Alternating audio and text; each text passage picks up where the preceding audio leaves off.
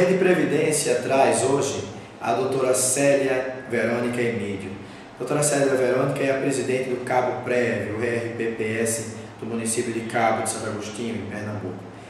Célia, conta pra gente a experiência da gestão do RPPS do Cabo. Antes de começar, cumprimento, quero lhe agradecer e cumprimentar todos os que acessam a Rede de Previdência. É um prazer imenso, poder ter um espaço para dividir a nossa experiência, a experiência no Cabo,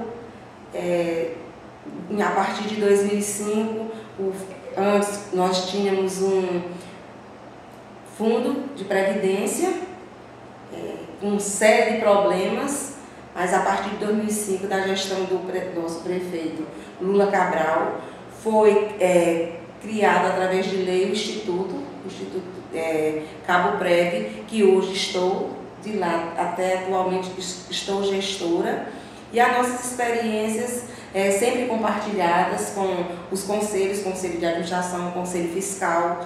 Procuramos cumprir, eu acho que o principal objetivo e até aprendido enquanto com vocês, com o tribunal, você enquanto professor, com o próprio Ministério da Previdência, a tão falada cultura previdenciária, através da experiência de conferências. Hoje nós temos uma gestão sólida, foi feita a segregação de massa, o grande desafio que nós tivemos. Temos dois fundos, um fundo de repartição simples, um fundo capitalizado, foi realizado concurso, compensação previdenciária, servidores capacitados, conselhos. Ainda temos alguns pontos a avançar, mas em linhas gerais é a nossa administração.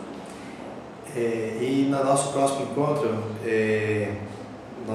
você pode sugerir temas para os nossos próximos encontros.